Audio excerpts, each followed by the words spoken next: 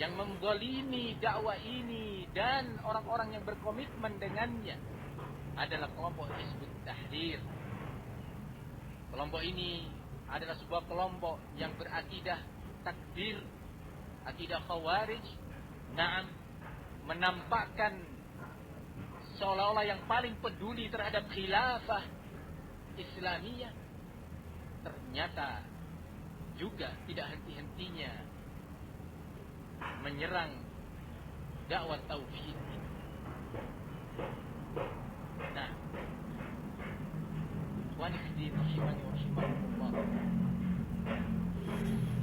mereka selalu menyebarkan opini-opini negatif tentang negara tauhid Saudi Arabia.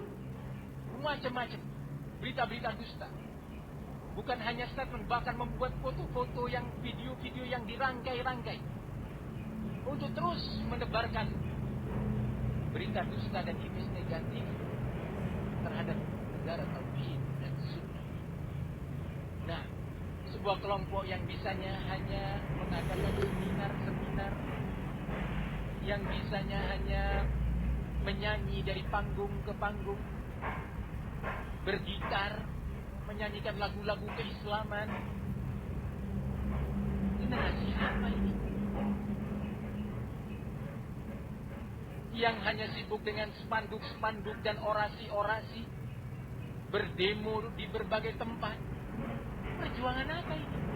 Sementara mereka tidak mengerti tentang tauhid, tidak mengerti tentang sunnah pengikutnya, tidak nampak dakwah sunnah dan tauhid pada aktivitas mereka. Bahkan sebaliknya, wal'iyadu billah, benar-benar memusuhi dakwah tauhid dan negara tauhid. Salah satu tokoh mereka, salah satu tokoh Hizbut Tahrir yang pernah tinggal senang dan tentram di negeri kafir Inggris, kalau nggak salah di London atau di kota lainnya di Inggris, tentram hidup di negeri kafir. Ya subhanallah, sementara negeri-negeri muslimin dikafirkan. La haula wala quwwata. Merasa sempit dadanya, tidak kerasan dan tidak betah tinggal di negeri yang di sana terdengar suara azan, Allahu Akbar, Allahu Akbar, hayya 'alas shalah, hayya 'alas shalah. Disebut ini negara kafir, negara agen Amerika, agen Inggris dan yang lainnya. Dia sendiri ke Inggris, tinggal di sana tentrem. La haula wala quwwata illa billah. Salah satu tokoh Hizbut Tahrir yang dikenal dengan nama Al-Mis'ari mengeluarkan beberapa statement yang mungkin saya nukilkan sekilas atau sebagian darinya. Pada bulan Ramadan tahun 1416 Hijriah, yakni kurang lebih 20 tahun yang lalu, belum ada masjid ini. Barakallahu fiik. 20 tahun yang lalu, dia mengatakan, sesungguhnya kondisi saat ini di negeri Saudi Arabia yang tidak mengizinkan bagi kaum Masehi, yakni Nasara, dan Yahudi untuk mempraktekkan syiar-syiar ibadah secara terang-terangan akan berubah dengan tampilnya komisi ini. Dia menciptakan sebuah komisi pembelakan hak-hak syariah namanya dalam bahasa kita. Sengaja komisi ini terus mengeluarkan melalui berbagai media statement-statement yang menyerang Saudi Arabia, terus dengan menyuarakan hak asasi manusia. Dia menuntut pemerintah Saudi untuk memberi kebebasan kepada kaum Nasara dan Yahudi untuk menjalankan syiar agamanya di negeri Saudi. Khilafah mau mendirikan khilafah Islamiyah dengan pinjang-pinjang kita, khilafah Islamiyah. Meratapi rontoknya Daulah Utsmani dengan acara peringatan ulang tahun kerontokan dinasti. Ikhwani fid din, azani Allah wa iyyakum. Dia melanjutkan bahwa untuk mempraktekkan syiar-syiar ibadah secara terang-terangan akan berubah dengan tampilnya komisi ini di medan hukum. Bahwasanya pemberian hak kepada kaum minoritas adalah wajib dalam bentuk hak untuk melaksanakan syiar-syiar agama mereka di gereja-gereja mereka, serta hak untuk mendapatkan pengakuan resmi atas pelaksanaan akad pernikahan sesuai dengan aturan agama mereka, Yahudi dan Nasrani. Jadi diminta Kementerian Agama Saudi untuk membuat undang-undang yang mengesahkan pernikahan Yahudi dan Nasrani antar sama mereka, serta pengakuan hak-hak lainnya sebagai bentuk penyempurnaan terhadap kebebasan kehidupan keagamaan dan kehidupan pribadi mereka secara sempurna, baik mereka itu dari kaum Yahudi, Masehi ataupun kaum Hindu.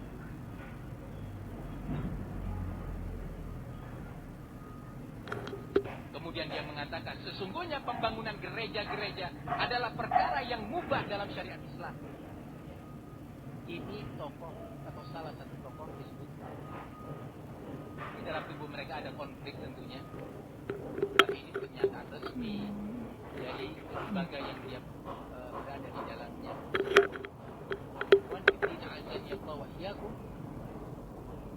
Kira-kira khilafah Islamiyah yang seperti apa ini?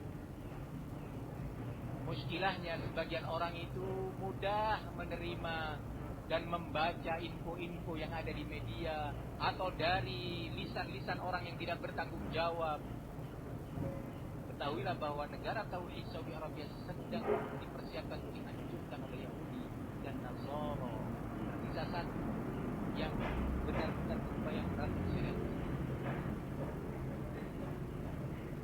Sebagian orang ikut-ikutan menjelek-jelekan negara ini. Tidak pantas bagi seorang muslim. Namanya sebuah negara tidak lepas dari kekurangan. Anda sendiri banyak kekurangan di dalam memimpin rumah tangga. Sekup rumah ukuran 8 kali 10 atau 10 kali 15 meter persegi dengan anggota keluarga istri dan 5 anak, Anda tidak becus seperti mereka untuk memenuhi hak-hak mereka dan menunaikan kewajiban Anda terkait anak istri. Mau mengkritisi sebuah negara yang sedang dimusuhi oleh dunia, sehingga sangat berhati-hati dalam menulis kebijakannya, di dalam mengeluarkan kebijakan dalam maupun luar negerinya, serba berhati-hati karena liberal menyerang dia, Sufi menyerang dia, Syiah menyerang dia, Yahudi, Nasara, Amerika, Inggris, Prancis menyerang dia. Intervensi kepada pendidikan negara ini dan yang lain. Kembali dari pernyataan Hizbut Tahrir yang menjuluki dan menggelari negara Saudi Arabia sebagai agen kufar. Masya Allah, luar biasa. Dari semua alam, dari semua. Dia melanjutkan, namun kemana pesawat-pesawat para penguasa agen ini bergerak? Mereka menjawab, mereka bergerak untuk membunuh kaum muslimin. Syiah Rafidhah muslimin yang menyatakan ibunda muslimin pezina, muslimin yang menyatakan Abu Bakar wa Umar kafir, muslimin yang menyatakan dan meyakini imam-imam mereka berperan dalam pengaturan alam semesta ini, muslimin.